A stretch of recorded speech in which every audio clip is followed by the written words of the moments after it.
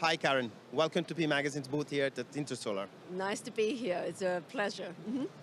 Karen, this week, OPIS reported on P Magazine that solar module prices are diving in China. How much are these module prices diving? Are we going back to pre-COVID levels? Well, yes, you could say we are practically back at pre-COVID levels. We've got at below 20 cents, per watt peak, where it's fallen under a psychological 20 cent mark. It's below around 19 cents now, and we're probably going to see lower going forward as well. Can we say we are entering a new phase for the industry right now?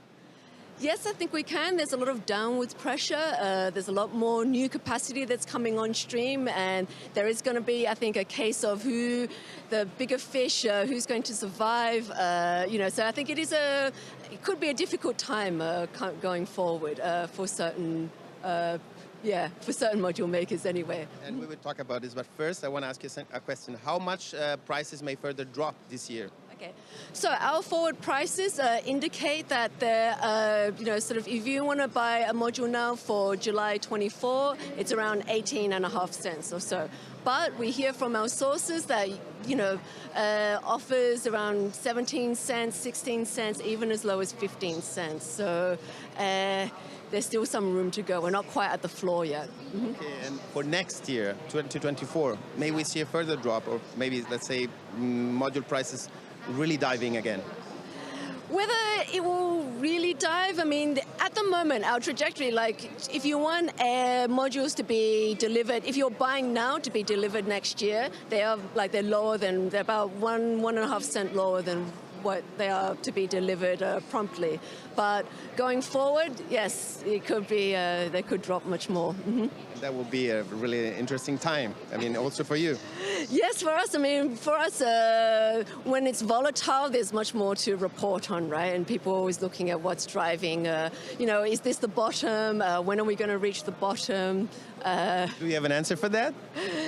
It's hard to say. I think unless we see some movement between the players, let's say if some of the companies stop operating, if some of the plants start reducing their capacity, then we could see then maybe the beginnings of the bottom. But definitely at this moment, with the new capacity that's coming on stream, not even yet, but we have to see how much of the nameplate capacity is actually going to be a reality. How much of that, what percentage of that is it going to operate at? And that is very difficult to fathom at this stage, right?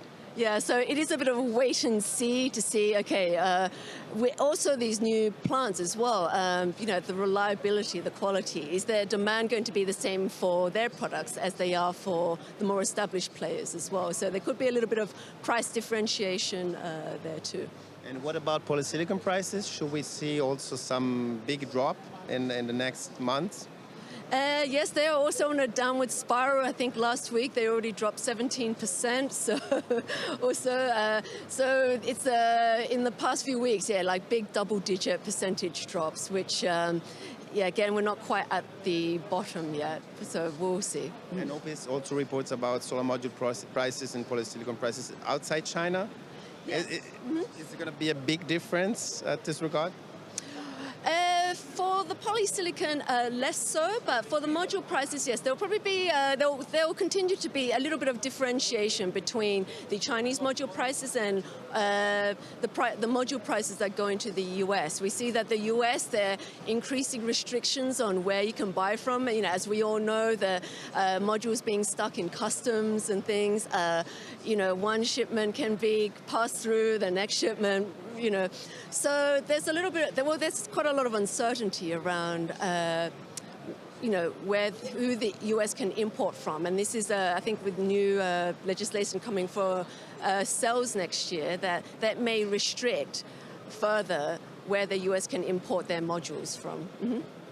And of course, there are also, let's say, many other markets, many other technologies. So how much technology will be important in terms of prices? So there is there's more demand for the N-type of silicon, the N-type of modules now. So with the TOPCon becoming much more popular, the HGT, that they definitely are going to capture a premium over the monopack modules. You mentioned before oversupply, overcapacity. Does it mean we will have some consolidation coming in the sector in China, outside China? Quite possibly. So I think those, let's say, who have a more secure, supply chain, I think are the ones that possibly stand to fare better to weather this storm. Yeah. So we should expect some turbulence coming. Definitely. When exactly? Do you have an idea? Maybe in the first half of next year, already this year, at the end of next year? When do you see this storm coming? Well, I think we have to see this new capacity kind of become a reality first, and then we'll see the bloodbath will come, and then we'll see how bad it gets, and then I think after that, when the air clears, then we see which players are left standing. But you can confirm that some turbulence will come anyway. Yes, I think for sure. Yeah. And let me ask you a final question, although it's maybe a bit visionary. But what do you think? Where we will be with prices in 2030?